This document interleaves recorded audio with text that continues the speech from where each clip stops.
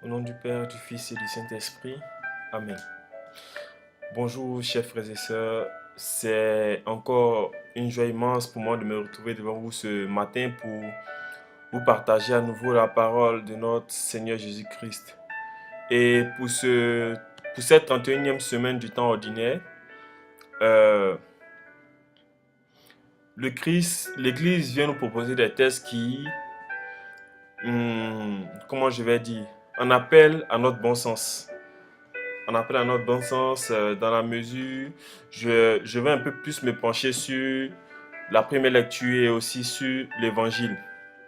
Où, dans la première lecture, tirée de la lettre de Saint Paul apôtre aux Romains, l'apôtre Paul vient nous rappeler que nous avons, comment je dirais, toutes les âmes. Nous avons les âmes pour nous éloigner du Christ dans le sens où le Christ nous a donné ses commandements, il nous a donné le chemin à suivre. Et hormis cela, il nous dit que nous sommes importants dans le plan de Dieu dans la mesure où nous sommes appelés à aussi partager sa parole. Et pour quelqu'un qui partage la parole du Christ, voilà, c'est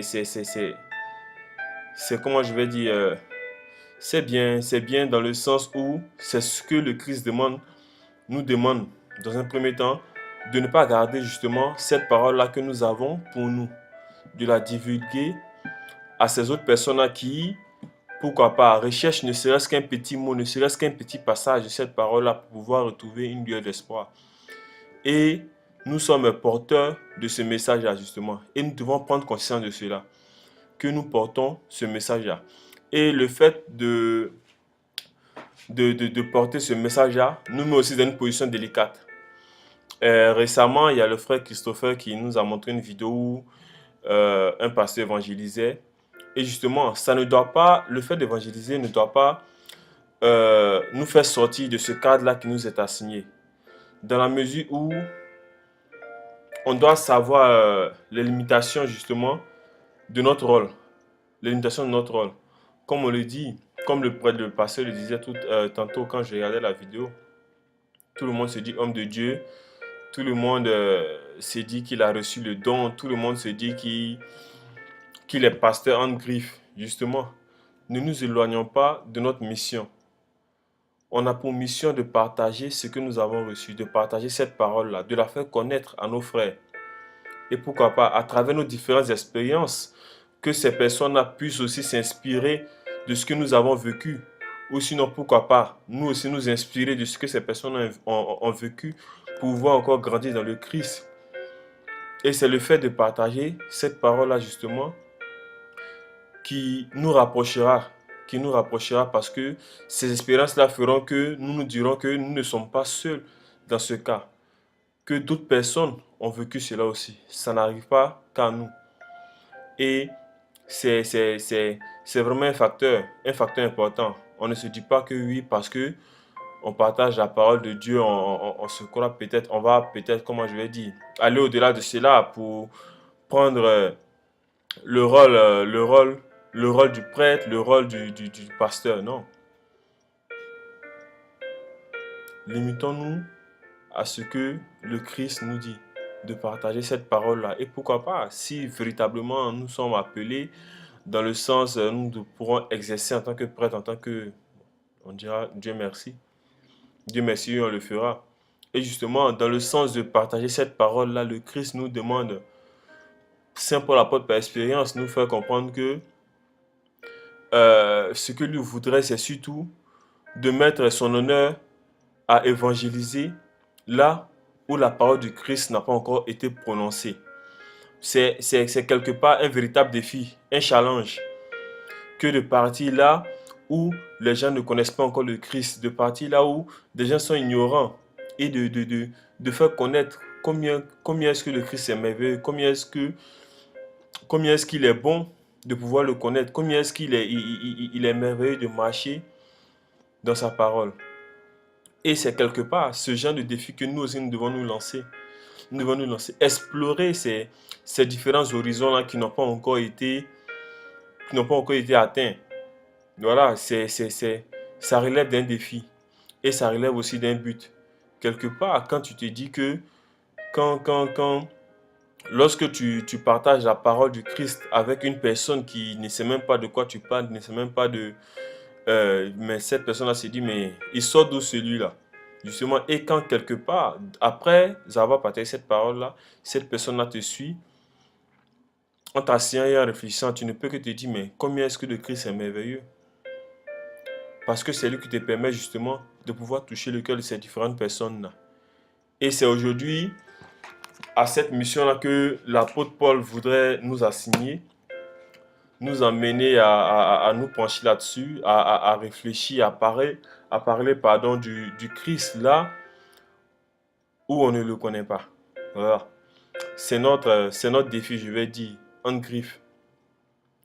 Et pour maintenant arriver à l'évangile, le Christ nous parle des super hommes que nous sommes, des hommes qui pensons être les plus intelligents, les plus savants.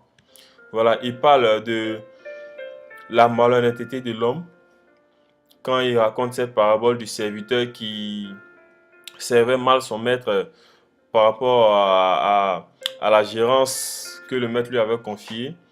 Et au final, quand le maître s'est rendu compte de cela, en voulant le punir, le renier, il s'est cru plus malin et il a voulu jouer à double jeu.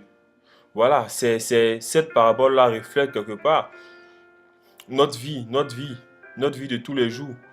Quand quelque part, quand d'un côté on se dit oui, on suit le Christ, on part à l'église et quand c'est bon, on est dedans. Quand c'est pas bon, on fait semblant, oui, on le suit, alors que dans notre cœur, c'est pas ça, c'est pas un amour véritable, c'est pas quelque chose qu'on voudrait faire vraiment, mais c'est parce que on est dans le besoin et on se joue le plus malin. Mais bon, dans le sens, je pense que c'est quelque chose qui, comment je vais dire, qui ne ment pas. Parce que consciemment, tu sais que ce n'est pas vrai. Même si tu veux montrer aux yeux du monde, aux yeux des autres que oui, tu es venu là pour... C'est un exemple parmi tant d'autres. Hein. Il y en a plusieurs des cas. Tu veux montrer aux yeux du monde, aux yeux des autres que ce que tu fais, c'est quelque chose de droit, c'est de la droiture, alors que dans le plus profond de ton cœur, tu sais que ce n'est pas quelque chose de vrai. Comme les Anglais le disent, c'est du fake, justement. Le plus important, ce n'est pas de prouver à ces personnes-là que tu suis le Christ, mais de montrer au Christ que ton cœur est vraiment avec lui. C'est ça le plus important. Parce que demain, ce ne sont pas ces personnes-là qui te jugeront. Elles seront plutôt jugées comme toi. Tu seras jugé et par qui? Par le Christ. Donc la finalité, ce n'est pas de plaire au monde, mais c'est de plaire au Christ. Et justement, c'est ce message-là que le Christ vient nous rappeler dans cette deuxième lecture-là. À nous d'être honnêtes, de prendre les choses dès le départ, de ne pas attendre la fin, comme on aime bien le faire. Attendre toujours au dernier moment. Et quand ça ne sent pas bon, on veut tricher avec nous-mêmes. Tricher avec nous-mêmes et montrer au monde que oui, nous sommes dans la logique que le Christ voudrait. Alors que dans le plus profond de notre cœur, ce n'est pas ça. Donc, c'est un peu le message que que je veux partager avec vous ce matin. Que le Christ nous permette d'être ces personnes-là qui voudraient que nous soyons et que nous continuions à marcher toujours dans cette droite ligne-là qu'il a tracée pour nous. Que Dieu nous bénisse et qu'il nous garde. Shalom.